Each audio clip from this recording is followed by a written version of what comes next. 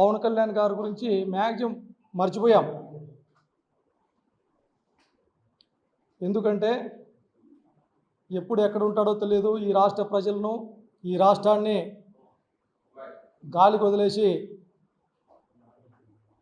ఎక్కడెక్కడో తిరుగుతున్నాడు. ఈ రాష్ట్ర ప్రజల పట్ల, ప్రజా సమస్యల పట్ల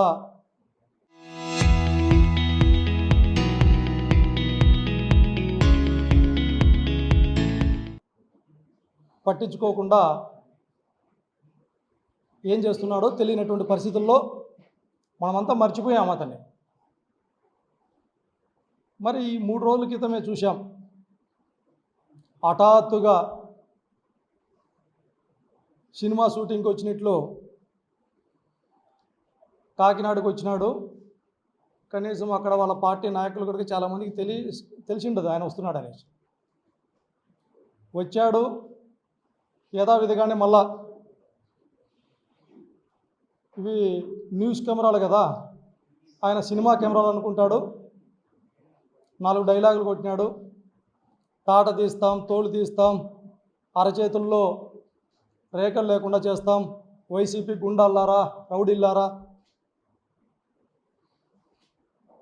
అని మళ్ళా రెచ్చగొట్టడం. తర్వాత రోజు అదే ఆయన పార్టీకి సంబంధించినటువంటి మరొక ఎమ్మెల్యే, కాకినాడ రూరల్ ఎమ్మెల్యే అనుకుంటా, పంతం నానాజీ. గతంలో ఇదే పంతం నానాజీ గారు మా పార్టీకి సంబంధించినటువంటి ఒక నాయకుల ఇంట్లో ఫంక్షన్ జరుగుతూ ఉంటే ఇట్లే నోటి దురుసుగా కొన్ని వ్యాఖ్యలు చేస్తే అక్కడ బట్టలు ఉడదీసి కొట్టినారు అతన్ని. అతను కూడా మా నాయకుడిని నానా మాటలు మాట్లాడడం జరిగింది. అరే, ఎందుకు ఈ విధంగా ఈ రాష్ట్రంలో వీళ్ళు మేమేదో మర్చిపోయినాం వీళ్ళని అనుకుంటే సినిమా షూటింగ్ల మాదిరి వచ్చి ఇంత దౌర్భాగ్యంగా ఒక బాధ్యతాయుతమైనటువంటి పదవిలో ఉంటూ సభ్య సమాజం తల దించుకునేలా రెచ్చగొట్టి మాట్లాడుతూ ఉన్నారంటే వీళ్ళ ప్రజల్లో మెచ్చి ఒక డిప్యూటీ సీఎంని చేసిండేది. మరి ఈ సందర్భంగా అడుగుతూ ఉన్నాం వాళ్ళకి, 15 సంవత్సరాలుగా నువ్వు పార్టీ పెట్టి 5 జెండాలు మార్చి 10 సిద్ధాంతాలను మార్చుకొని పక్క పార్టీ సంబంధించినటువంటి నాయకులు త్యాగం చేస్తే కానీ 3 సార్లు పోటీ చేస్తే ఒకసారి ఎమ్మెల్యేగా గెలిచినటువంటి నువ్వు, నీకే అంత ఆవేశం ఉంటే నువ్వే అలా మాట్లాడుతూ ఉంటే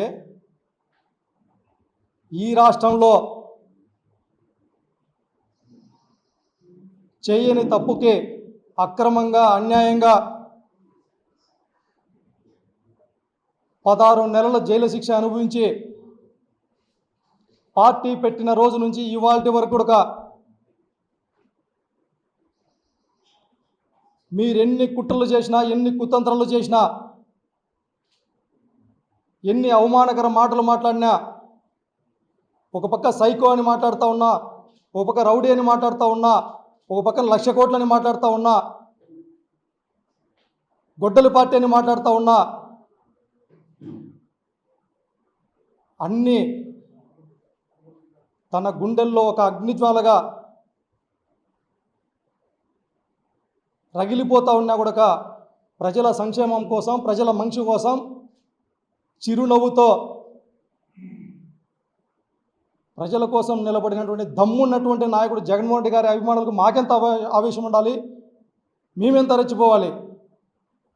మరి ఇవాళ చెప్తా ఉన్నాం, ఈ 2 సంవత్సరాల కాలంలో ఆ కొంత శాతం మిమ్మల్ని నమ్మేటటువంటి ప్రజలు కూడా చివరికి మీ పార్టీ నాయకులు, కార్యకర్తలు కూడా మిమ్మల్ని అసహించుకుంటా ఉన్నారు.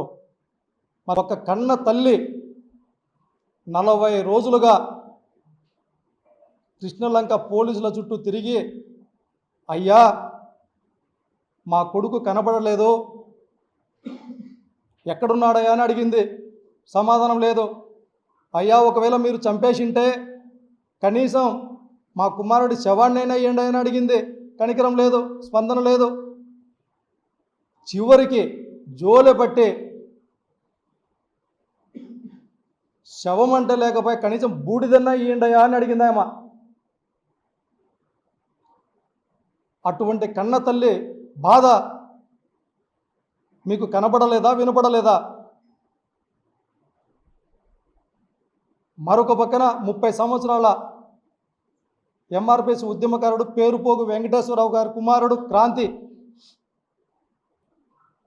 చిత్రహింసలు, పోలీసుల వారి చిత్రహింసలు తట్టుకోలేక చనిపోతే మేలు, మమ్మల్ని చంపేయండి అయ్యా అని చెప్పి ఆత్మహత్య చేసుకున్న పరిస్థితి. నిన్న లేకుండా కర్నూలు జిల్లాకు సంబంధించిన గంగమ్మ గారు ఒక కృష్ణలంక పోలీస్ స్టేషనే కాదు, ఈ రాష్ట్రంలో చాలా వరకు 80% పైగా పోలీస్ స్టేషన్లు ఇదే విధంగా ఉన్నాయి. ఇటువంటి పరిస్థితుల్లో ముఖ్యమంత్రులుగా, ఉప ముఖ్యమంత్రులుగా మీరు ఉంటే ఎంత, పోయేస్తే ఎంత? పవన్ కళ్యాణ్ గారికి అడుగుతూ ఉన్నాం.